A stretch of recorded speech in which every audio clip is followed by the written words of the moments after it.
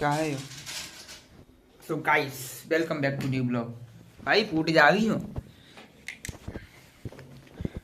तो भाई यो है वो चीज़ जो मैंने ली थी 1 महीने पहले। किधर से सीधी है, इधर से सीधी है। 20,000 mAh की पावर बैंक। और यो है किसकी थी? एम्ब्रेन की है। कहाँ है, दिख रहा है? एम्ब्रेन की। तो भाई बढ़िया चल रही, बढ़िया परफॉर्मिंग है, बेस्ट। 5,000 mAh की बैटरी ये कर देती है 3.5 4 या 4.5 तक चार्ज। नहीं, अच्छा 20,000 की है तो ये करती है शायद 3 बार या 3.5 बार फुल कर देती है, समझ रहे हो? तो पूरा चार्ज तो नहीं करती है, कोई भी जो इतनी होती है ना वो उतना नहीं करती है, कम ही करती है। तो ये मैंने 20,000 की ली थी क्योंकि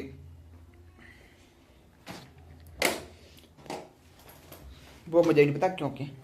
तो भाई welcome back to new blog, today blog. तो भाई आज की ब्लॉग की शुरुआत हो रही है शाम को, जैसे कि रोज़ होती है, लेकिन कल की ब्लॉग की शुरुआत होगी कल सुबह। तो कल सुबह हमारे पास टाइम है।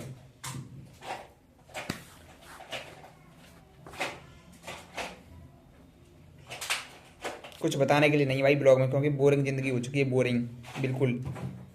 कुछ न्यू चीज़ रही नहीं है अब। सुबह उठो भाई, खाओ पियो जाओ आओ, रील देखो, शाम को फिर खाओ पियो और सो जाओ। और अभी उसमें से फिर चल रहा है आके रील देखने के बाद उठ के खाने का प्लान जो बनाते हैं, वो वाला टाइम चल रहा है अभी। तो खाना बन रहा है अभी, खाएंगे सो जाएंगे, और क्या ही ज़िंदगी है भाई। हाँ भाई, मैंने अभी एक वो न्यूज़ सुनी थी। तुमने वो वाली न्यूज़ सुनी है? जो एयरपोर्ट ब्लास्ट का अपना आतंकवादी था ना, एयरपोर्ट ब्लास्ट में जो अपने यहाँ उसने किया था, वो क्या नाम था, डॉक्टर था जो, उसे साबरमती जेल में हो जाए ना गुजरात में सरकार ने। तो वहाँ के कैदियों ने उसे बहुत मारा, उसकी फिल्म बना दी मार मार के। भर्ती करा दो। हाँ, इतना मारा उसकी फिल्म बना दी, अब उसे भर्ती कर दिया हॉस्पिटल में। सोचो भाई, मतलब जेल के अंदर भी देशभक्ति है। किस लेवल की देशभक्ति है जेल के अंदर भाई। और ये भारत में रह के बिल्कुल फ्री रहते हैं, मतलब एकदम स्वतंत्र रहते हैं, फिर भी ये कहते हैं कि हम भारत में सुरक्षित नहीं हैं, हम भारत में आज़ाद नहीं हैं, हमें सताया जा रहा है, हमारी कौम के ऊपर प्रहार किया जा रहा है। बताओ।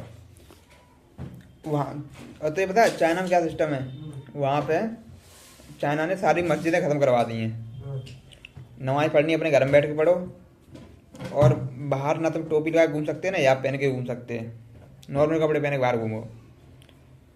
वहाँ कोई आवाज़ नहीं उठाता है, क्योंकि पता है वहाँ उठा ही नहीं सकते, उठाओगे तो फिल्म बना दी जाएगी। खत्म। हाँ, तो इसलिए ऐसे बात नहीं आवाज़ उठा पाते हैं, और वो भी इसलिए क्योंकि विपक्ष जो है वो गद्दार विपक्ष है इस देश का। उनका सपोर्ट करता है।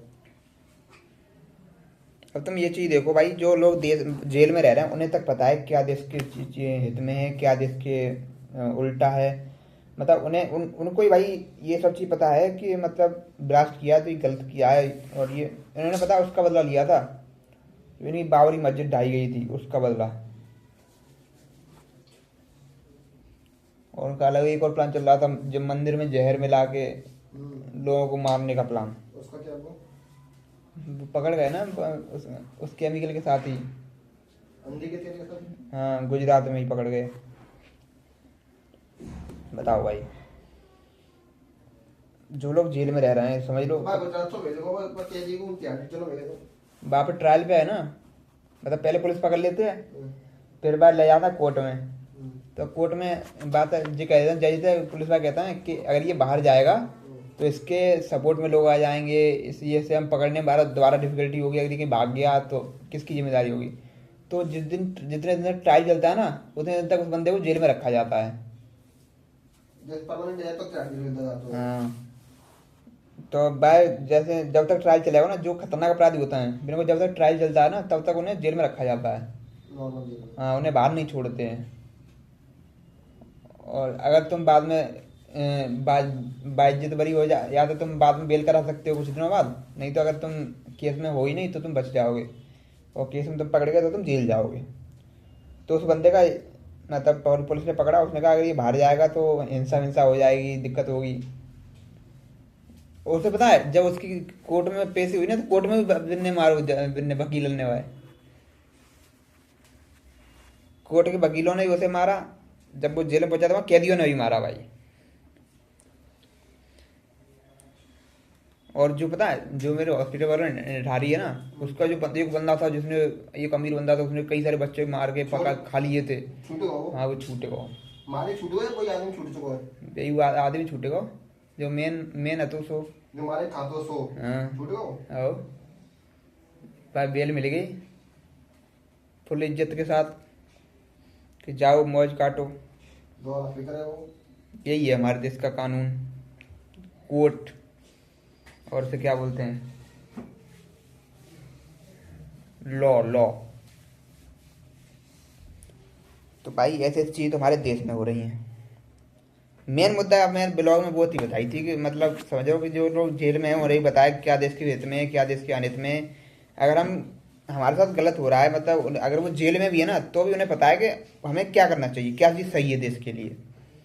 और ये लोग बाहर घूमते हैं पूरे देश में पैदा होते हैं, देश की मौज काटते देश में रह के, और सब कुछ खाते पीते हैं, यहीं पढ़ लिख के MBBS डॉक्टर बनते हैं फ्री में कोटा से, और फिर यहीं बम फोड़ते हैं। बस मेरे कोई आदमी कितना चूतिया हो सकता है कि उसी घर में पैदा हो रहा है, उसी घर का खा रहा है, उसी घर में बड़ा हो रहा है, उसी घर से सब कुछ मिल रहा है उसको, फिर उसी घर में वो बम फोड़ रहा है। इनसे चूतिया कोई आदमी और हो सकता है? मतलब इनसे बैलबुद्धि कौन आदमी होगा इस दुनिया में? कोई होगा? नहीं होगा भाई।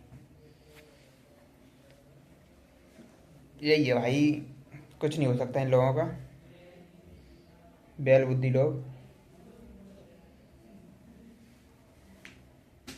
तुम्हारा भाई किस बारे में क्या कहना है, इन लोगों के बारे में तुम्हारा क्या ओपिनियन है, कमेंट में बता देना, ठीक है। अगर शाम को कुछ और इंटरेस्टिंग हुआ तो आगे ब्लॉग कंटिन्यू करेंगे, वरना रोम रोम। ओके।